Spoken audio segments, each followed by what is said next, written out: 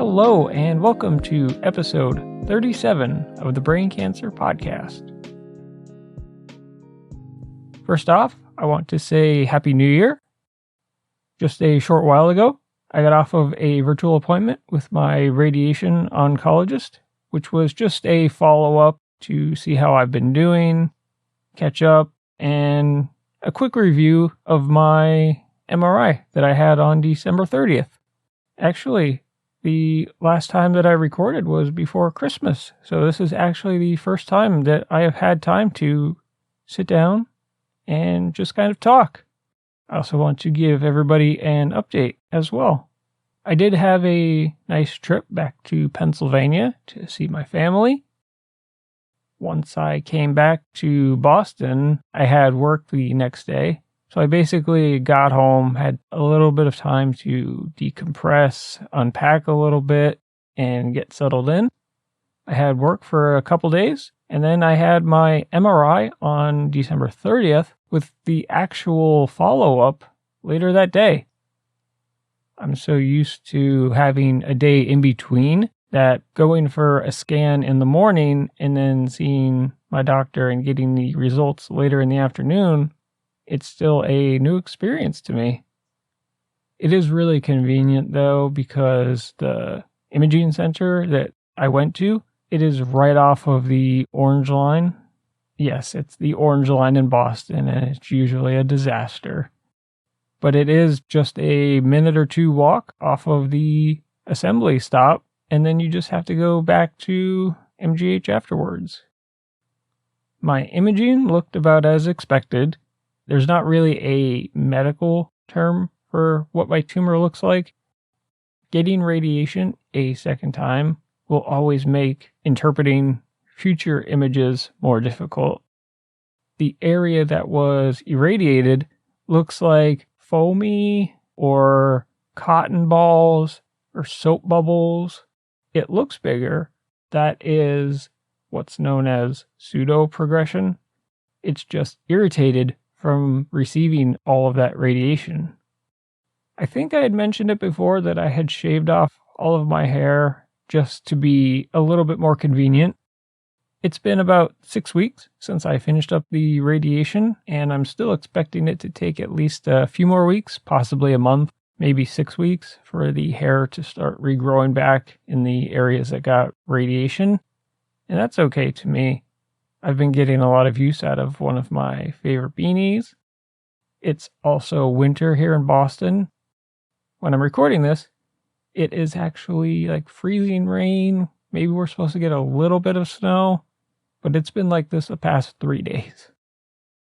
I don't know when we're actually going to get a snowstorm, because I also want to be able to get a little bit of snow photography in.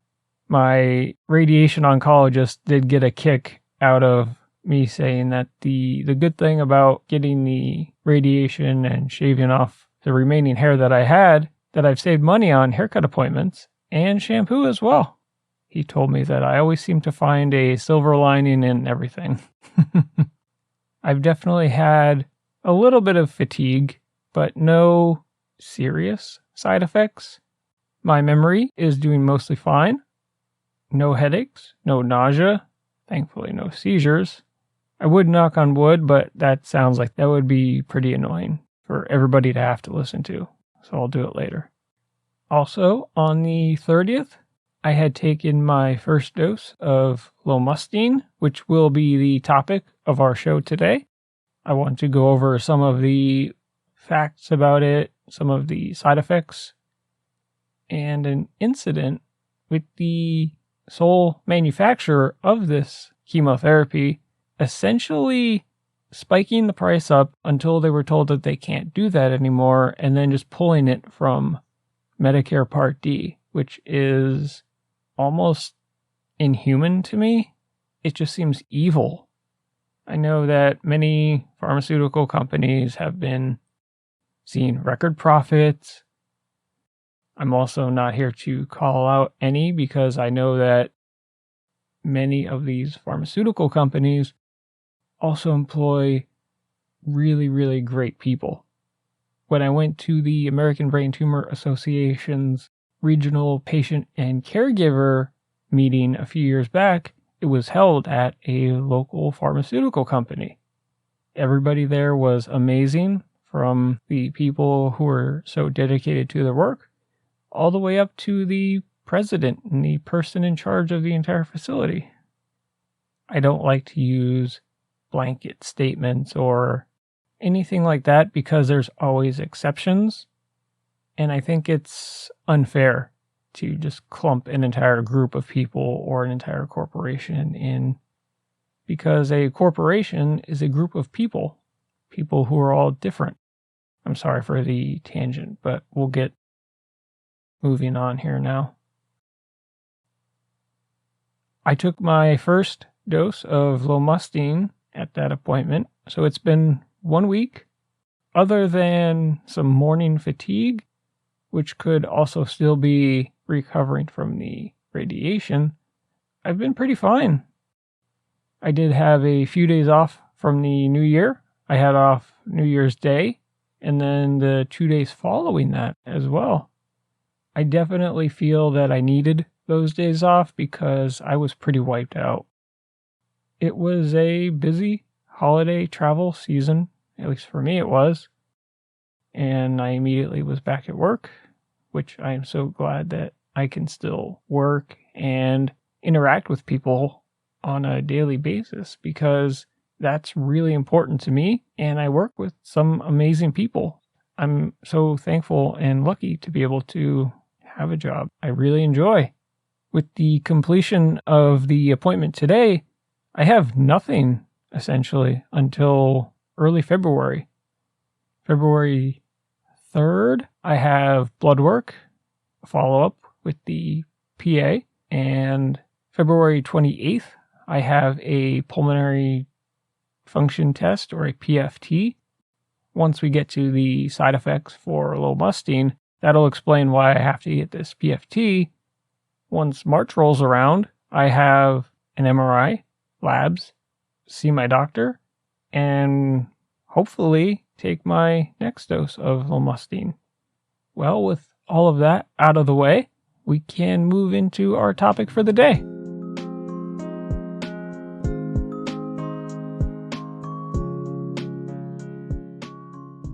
All right, so what is Lomustine?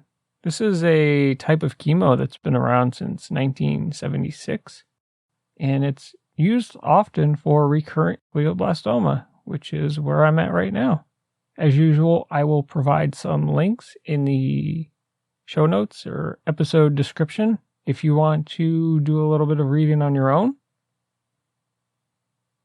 It's hard for me to cover everything, and I will be reading some stuff from the sites, and I always like to provide everybody with the same information that I'm using.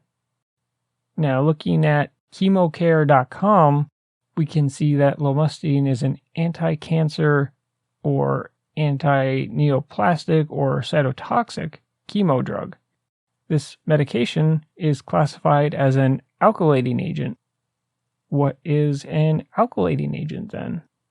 We will just pop over to drugs.com, and we can see that alkylating agents are compounds that work by adding an alkyl group to the guanine base of the DNA molecule, preventing the strands of the double helix from linking as they should. This causes breakage of the DNA strands, affecting the ability of the cancer cell to multiply. Eventually, the cancer cell dies. Alkylating agents were one of the first classes of drugs to be used against cancer. There are 5 traditional categories of alkylating agents: nitrogen mustards, nitrosoureas, alkyl sulfonates, triazines, and ethylenamines, or ethylenamines. As a quick aside, I wanted to remind everybody that our DNA is made up of 4 different molecules called nucleotides. Each one contains a nitrogen base, a sugar group, and a phosphate group. The 4 possible nitrogen bases can be present in DNA: adenine, thymine, guanine, and cytosine. I will come back to the importance of the guanine nucleotide is right after we go over how Lomustine works. This is back at ChemoCare. The ability of chemotherapy to kill cancer cells depends on its ability to halt cell division. Usually, the drugs work by damaging the RNA or DNA that tells the cell how to copy itself in division. If the cells are unable to divide, they die. The faster the cells are dividing, the more likely it is that chemotherapy will kill the cells, causing the tumor to shrink. They also induce cell suicide, self-death, or apoptosis. Chemotherapy drugs that affect cells only when they are dividing are called cell cycle specific. Chemotherapy drugs affect cells when they are at rest are called cell cycle nonspecific. The scheduling of chemotherapy is based on the type of cells, rate at which they divide, and the time at which a given drug is likely to be effective. This is why chemo is typically given in cycles. This next part just basically covers how chemo is so effective at killing rapidly dividing cells that we also see some of the side effects such as hair loss, low blood counts, fatigue, nausea, diarrhea. Different types of chemo can affect different parts of the body. Lomustine is classified as an alkylating agent, and they are most active in the resting phase of the cell. These drugs are cell cycle nonspecific. I briefly wanted to mention the guanine aspect of the chemo. This goes back to our MGMT methylation status. Lomustine is typically, but not always, more effective on methylated tumor types. This is because if you're an unmethylated tumor like myself, the lomustine or temodar would bind to the guanine molecule on the tumor cell, and before it can stop the cell from dividing, the MGMT essentially kicks the chemo off of the guanine molecule, therefore not being nearly as effective. So in a sense, you will get the bad side effects, and the chemo is not going to be as effective.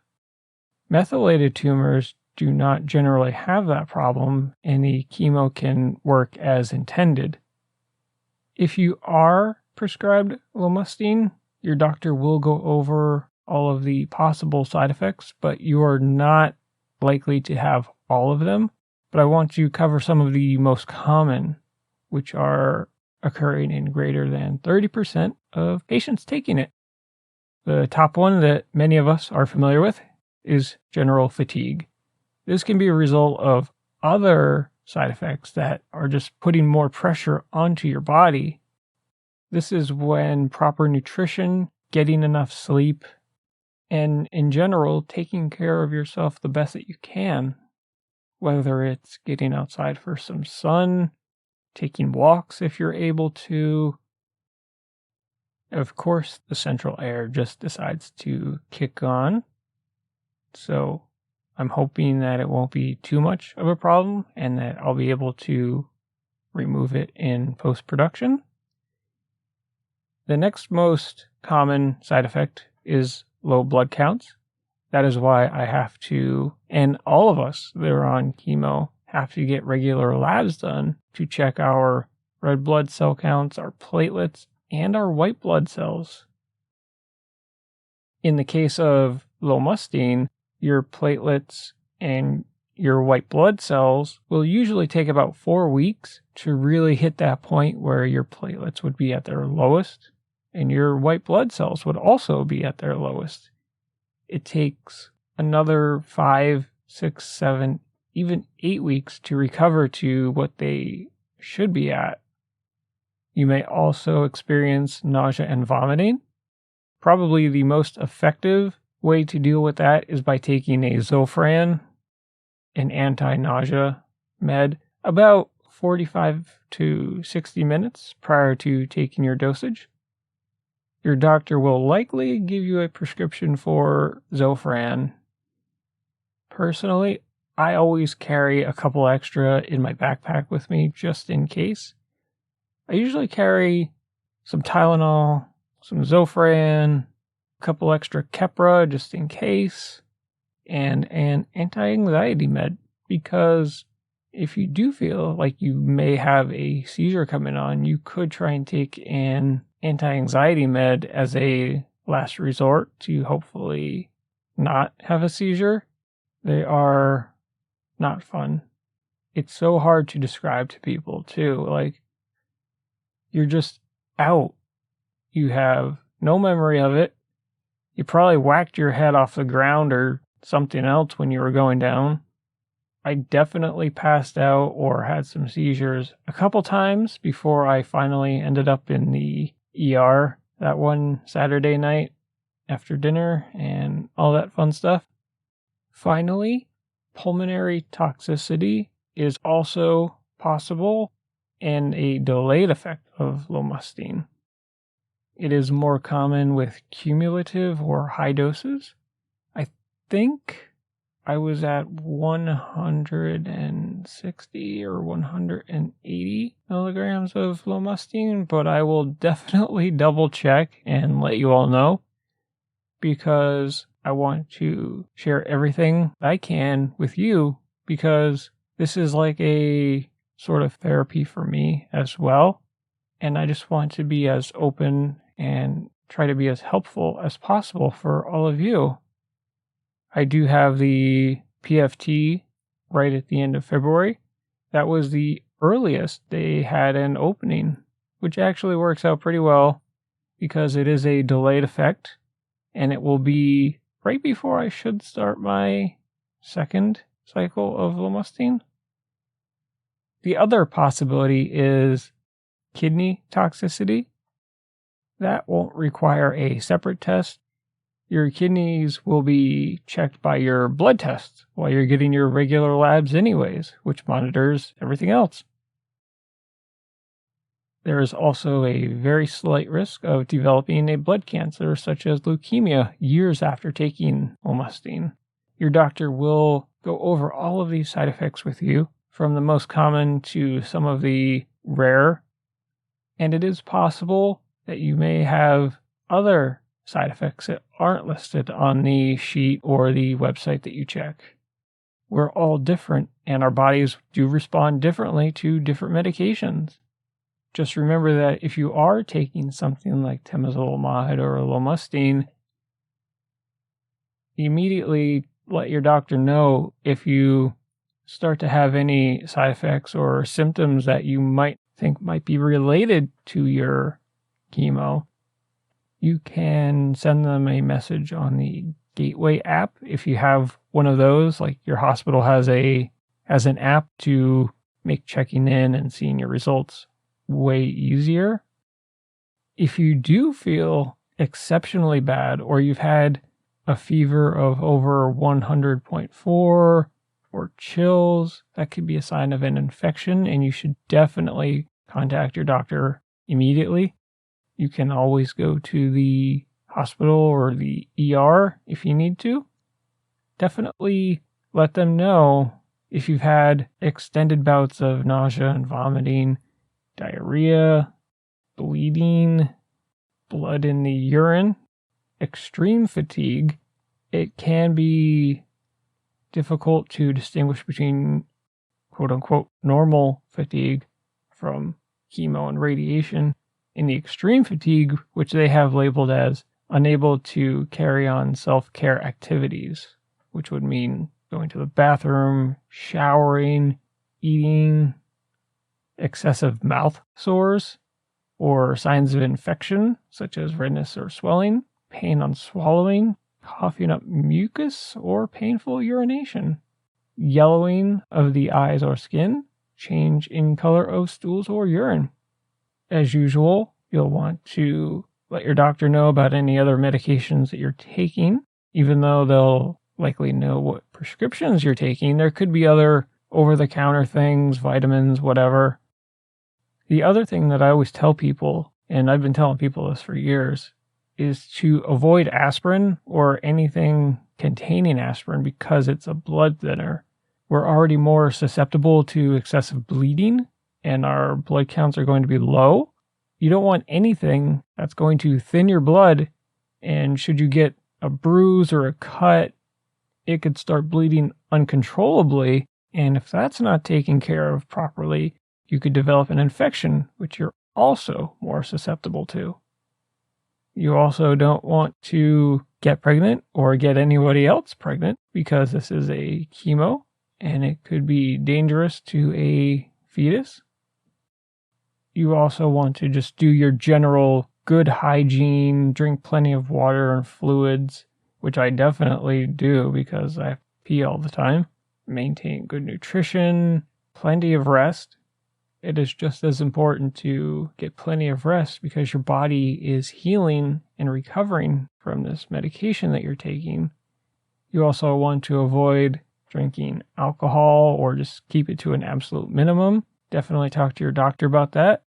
That's actually not an issue for me because I just don't drink anyways. I had briefly mentioned that I wanted to come back to this story which broke in 2021 about a pharmaceutical company that was the sole manufacturer of the drug Lomustine and what they have done to it since they acquired the rights to it. I've also tried following up on this because the earliest that any changes could have been made would have been January 1st of 2023. Granted, we're only a few days into the year, but I haven't heard anything about it, and I looked for about 10 minutes at least, trying to find any information that I could on this drug's availability and cost through Medicare Part D. This is from cancerletter.com, and it does not say who the... Oh, I think it was written by Henry S. Friedman, professor of neurosurgery, and John D. Lee, who is with the National Brain Tumor Society. At the start of 2021, oncologists and patients learned that the vital chemotherapy drug Lomustine, abbreviated as CCNU and now marketed as Gleostine, will no longer be covered by Medicare because the drug company NextSource Pharmaceuticals, the sole manufacturer of the drug, has decided to withdraw it from the nation's safety net insurance program. This is the only known time that a company with a drug eligible for coverage under the Medicare Part D drug benefit has made the radical choice to leave the program. This decision by NextSource and company CEO Robert D. Krisky is potentially catastrophic for brain cancer patients who, according to research from the National Brain Tumor Society, may now face bills between $1,500 and $3,000 US every 6 weeks. Those kinds of bills force families to make wrenching choices between medication and other essential living expenses. These are choices families should never have to make. Lomustine, then called CNU, was first introduced in 1976 and has been a standard treatment protocol for many patients with malignant brain tumors for nearly half a century.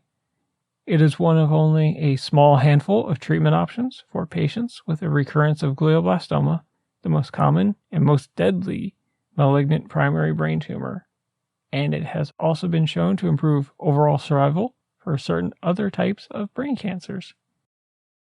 This drug is also used against other cancers. For example, it is a second-line option in the treatment of Hodgkin lymphoma. NextSource acquired the rights to the drug off patent in 2013 and promptly rebranded it as Gleostine. Since taking over manufacturing rights, NextSource has become a single-source manufacturer of Lomustine in the U.S., a position the company has exploited by consistently and exponentially raising the drug's price. Today, NextSource's list price for the highest dose of Lomustine is some 1,900% higher than it was just 8 years ago when it was being manufactured and sold by Bristol Myers Squibb. Media reports indicate that in 2020, tens of thousands of Americans, including hundreds of patients at Duke University, were prescribed Lomustine, generating, by even the most conservative estimates, tens of millions in annual sales for NextSource. With no approved generic alternatives to Lomustine, patients have been forced to absorb these extortionately high price increases.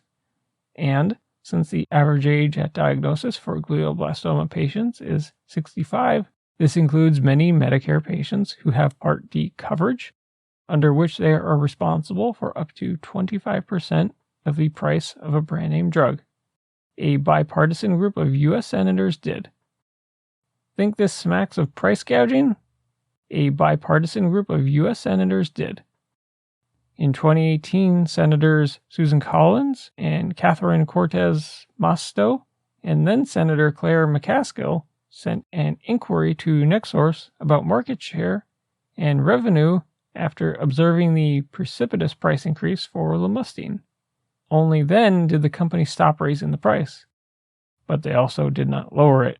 By withdrawing Lomustine from Medicare, patients who already had few good options have even fewer. A small number of low-income patients are eligible for financial assistance from NextSource, but everyone else is left to pay the exorbitant out-of-pocket cost, come up with creative cost-saving solutions for their medical provider, or, unimaginably, forego treatment. Even for well-resourced cancer centers, it is proving very difficult to quickly source Lomustine from suppliers outside the U.S., to say nothing of the additional administrative burden on already stretched medical office staff. Switching patients to another chemotherapy drug can not only impact treatment plans, but could also subject them to a host of harsh side effects if they do not tolerate the new treatment as well. Importantly, the implications of NextSource's choice do not stop at current brain cancer patients. Removing Lomustine from Medicare coverage could derail progress on the development of desperately needed brain cancer drugs far into the future. Lomustine is currently being used as a control arm in more than 30 clinical trials. Now, with insurance coverage being denied and the cost skyrocketing, some important trials are already having trouble enrolling and maintaining patients. So what does this all mean? In the short term, it means that oncologists, oncology trialists, and other medical providers and researchers need to speak up for our patients and progress in our field. Physicians and advocates hope NextSource will reconsider and come back to the table for the many patients and families who are right now depending on Lomustine to extend their precious time together. The company should put profits below the progress of science in the field of brain cancer and commit to making it available and affordable for clinical trials. But even if NextDoor were to reverse itself and begin participating in the Medicare program again, there is still a fundamental issue that is much, much bigger than NextSource. Their actions shine a light on the stranglehold pharmaceutical companies have on patients, providers, and our federal government, particularly its capability to impose reasonable limits on drug pricing. This one company's actions can be seen as a sort of parable, a reminder that the all-powerful just might choose to wield their strength against the powerless. If one company can giveth, one company can taketh away. Our government should, at a minimum, consider options for incentivizing drug companies to consistently enter the market for rare diseases and produce different, more affordable versions of drugs even when the underlying agent is no longer under patent protection. As NextSource plainly shows, until we effectively protect the most vulnerable, the most powerful can threaten us all. I just wanted to read that letter from cancerletter.com because it shows how vulnerable our population really is.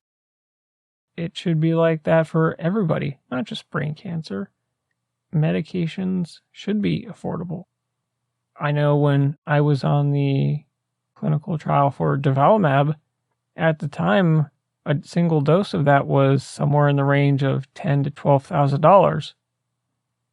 I had calculated that I had about $300,000 in clinical trial drugs pumped into my body over the course of 4.5 years, something like that. Who can afford that? I certainly couldn't. We can't lose our ability to keep going with clinical trials. I don't want to get off topic because I think I've already talked enough, and I'm sure that you're all ready to move on with your day. I just wanted to sit down, give you all an update. Radiation is done. Lomustine has started. MRI in March. A couple appointments in February. After that, who knows? By then, spring will be arriving here in Boston. But I think that about wraps it up for today. I want to say thank you so much for taking the time to tune in and listen to the show.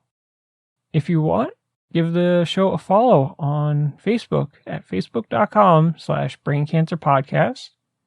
Feel free to leave a review. You can also follow the show on Twitter at braincancerpod. Make sure that you follow the show on whatever podcast app you're using, whether it's Apple iTunes, Google, Amazon, or right here on the Podbean app. Definitely give the show a follow. Maybe write a review if you like the show, that is.